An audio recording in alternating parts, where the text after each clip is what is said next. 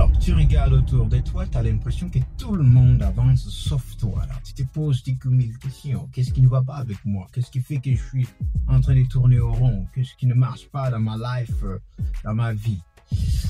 Reste avec moi, car cette vidéo va te libérer sur toutes ces questions que tu as. Alors, la vidéo est constituée de deux parties. Première partie, nous allons du coup parler sur l'aspect de la vie.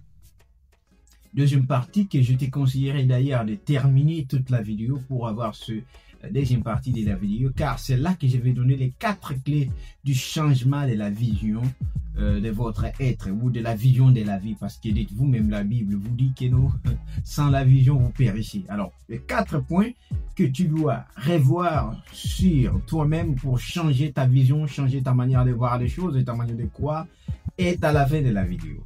La course de la vie n'est pas une compétition. Écrivez ça quelque part. La course de la vie n'est pas une compétition. Chacun a sa propre horloge. Chacun a son temps de gagner. Chacun a son temps de se réjouir. Chacun a son temps d'échouer. Chacun a son temps de pleurer. Chacun a son temps de vivre en paix et vice versa. Ça veut dire vice versa. Vous comprenez un peu? Premier point que vous devez noter sur cette première partie de la vidéo, serait chaque vie suit un calendrier différent. Je le répète, chaque vie suit un calendrier différent. Vous savez, comme Dieu est le leader, comme Dieu nous guide et tout, c'est lui qui connaît comment chaque personne vit sa vie, qu'est-ce qui va arriver dans 2-3 jours, ou une année, 5 ans après. Voilà pourquoi j'aurais dit, Dieu ne copie pas le parcours d'autres personnes. Ah, je le répète.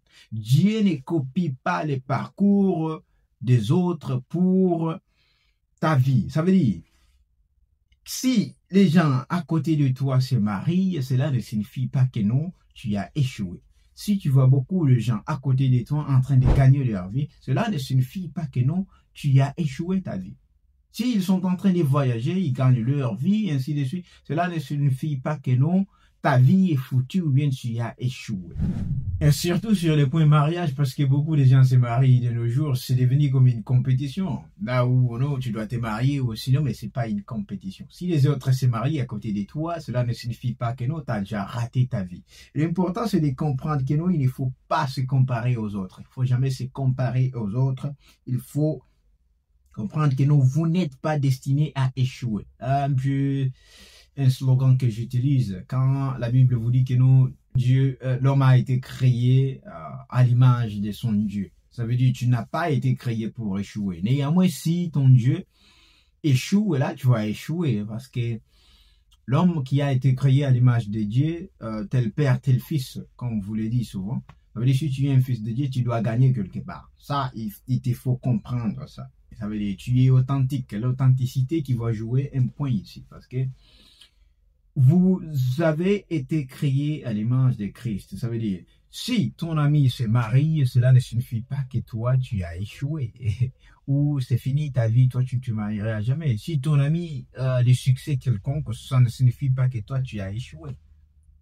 Si ton ami a gagné, je sais pas, un loto quelque part, ça ne signifie pas que toi, ta vie est foutue, c'est fini. Non, mais chacun a son parcours, chacun a son horloge, chacun a son temps de gagner et son temps de se réjouir. Mais l'important est de ne pas se comparer aux autres. Ce n'était pas une compétition. Alors, dans une première partie, vous comprenez déjà que non, votre course est unique et votre temps de gagner viendra et votre temps de joie va venir. Maintenant, oublions cette première partie. Allons maintenant développer maintenant la deuxième partie de cette vidéo. Là où maintenant tu dois prendre un notebook, tu dois avoir, je sais pas moi, ton téléphone comme ça avec un note quelque part là où tu vas écrire tout ce que je vais te donner. Car c'est là que la vidéo maintenant devient intéressante. Les 4 points clés pour changer ta vision sur la vie. Sans la vision, nous périssons.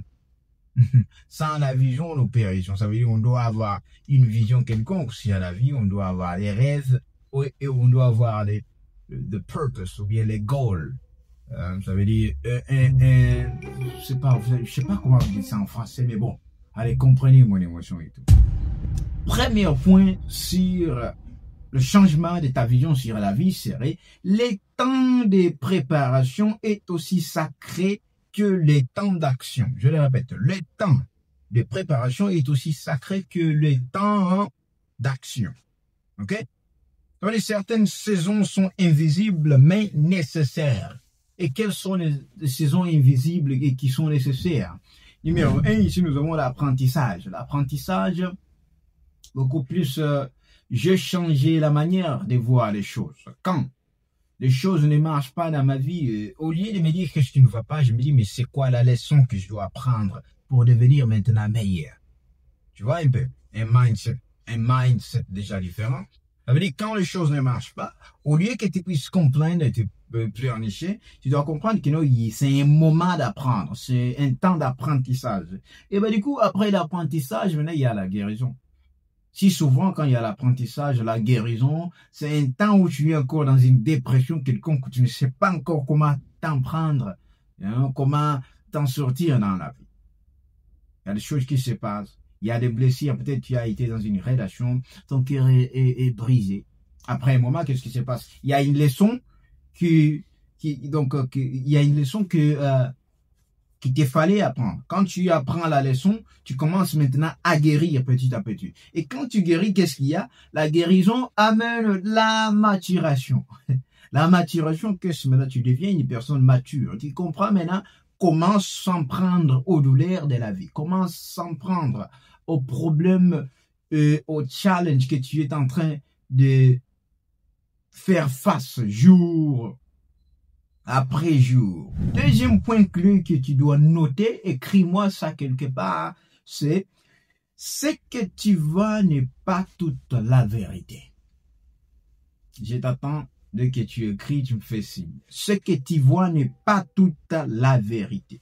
Beaucoup de gens comparent leur vie, leur brillant à ce qu'ils voient en ligne, surtout sur les réseaux sociaux. Tu es sur Facebook, tu es sur Twitter, tu es sur YouTube, tu es sur Instagram, tu es sur TikTok. Et tous ces réseaux, qu'est-ce qu'il y a? Tu vois une personne qui va poster une picture, une photo là où il est avec un Rolls Royce, avec une voiture là, ouf! Une personne qui va poster ses photos en train de nager, manger bien, ainsi de suite. Et beaucoup de gens vont faire confusion à ça. Et moi, je viens pour te dire que non, tout ce que tu vois n'est pas toute la vérité. Il y a des vérités qui sont sombres que ça. Parce que la plupart des gens qui vous cannent de nos jours, c'est comme je suis en Afrique du Sud, il y a les gens que l'on appelle Sangoma. Sangoma, ce sont des gens qui sont un peu dans les ténèbres et tout. Dans les black magic, dans la magie noire, ainsi de suite. Ces gens-là, c'est qu'ils vous font derrière. Vous allez être choqués. Mais quand ils vont sortir comme ça, ils sont clean, ils sont propres. Vous voyez un peu, tout ce n'est pas tout ce que vous voyez qui est la vérité. Vous devez être souple, savoir qui vous êtes en train de suivre sur les médias, donc qui est celui qui est votre exemplaire, tu vois. Tu suis qui est ton héros, qui t'inspire beaucoup plus, qui est en train d'idoliser qui, idolizing en anglais. Je sais pas si c'est comme ça que vous dites ça en français et tout, mais bon. Comprenez-moi, monsieur. Numéro 3, les plus grandes destinées prennent du temps. Il vous faut la patience. Je vous donne l'exemple de Moïse dans la Bible. Le vieux homme, il était là à côté des pharaons, mais bon, il a fallu 40 ans pour qu'il puisse aller dans le désert, revenir un vieux homme avec un long beard. Beard, c'est la barbe, hein? Un long beard. La barbe et tout. Vieux de 80 ans, il est venu maintenant libérer son peuple. Vous voyez un peu. Il y a l'autre ici, c'est Joseph qui a été vendu par ses frères. Il y a Nelson Mandela en Afrique du Sud qui a fait, je ne sais pas, plus de 20 ans en prison. Mais à un moment donné, il est sorti pour devenir président. Ces gens ici ont attendu des années. Leur destin avait besoin de la patience. D'autres personnes ici, leur destin ont besoin de la patience. Il faut cultiver la patience et cultiver aussi la persistance. Parce que si vous n'êtes pas patient, il n'y a rien que vous puissiez accomplir ou que vous pouvez accomplir, tu vois. Et quatrième et dernière clé sur les changements de la vision, c'est le timing de Dieu est parfait, pas toujours rapide. Écris ça quelque part, frère. Le timing de Dieu est toujours parfait et pas toujours rapide. Beaucoup de gens veulent que Dieu puisse suivre leur time schedule, ou bien leur horaire. Dieu fait toutes choses belles à son temps. Dieu fait toutes choses belles à son temps. Ton heure arrive, pas trop tôt, pas trop tard. Là, j'ai pris une écriture sur... je lisais une écriture dans la Bible, Ecclésiaste 3:11. Ton heure arrive, pas trop tôt, pas trop tard. Ici, vous comprenez que non, Dieu fait toutes choses belles à son temps. Chaque chose que Dieu fait doit être à un timing qui lui appartient. Il n'y a rien que tu puisses faire. Celui le patron, il faut toujours jouer avec la patience et être calme, parfois bien que c'est dur. Alors, en conclusion, qu'est-ce que je vais dire, les amis? Tu n'es peut-être pas ce que tu veux maintenant, mais rassure-toi que non, tu n'es pas en retard. Je le répète, tu n'es peut-être pas ce que tu veux être maintenant, mais rassure-toi que non, tu n'es pas en retard. Tu es on time. Et quand le temps vient, tu vas être surpris et ton succès va éclater plus que tous les gens que tu as pu connaître ou tous les gens que tu connais autour de toi. Et c'est ça, les amis. Alors, like cette vidéo si elle t'a plu et laisse-moi en commentaire ce que tu es en train de traverser en ce moment comme douleur ou comme défi de la vie. Nous sommes là pour vous aider. On va répliquer au test, ainsi de suite. Partage aussi la vidéo avec un ami qui est en train de stresser, qui a besoin d'être motivé, qui a besoin de quand même gober quelque chose. Abonne-toi à la chaîne si ce n'est pas encore fait. Billy et Zaria William, la suite au prochain numéro. Reste fort, stay hard. Ton temps de gagner est en train de venir. Je te promets que l'année 2026 ne sera pas la même. God bless.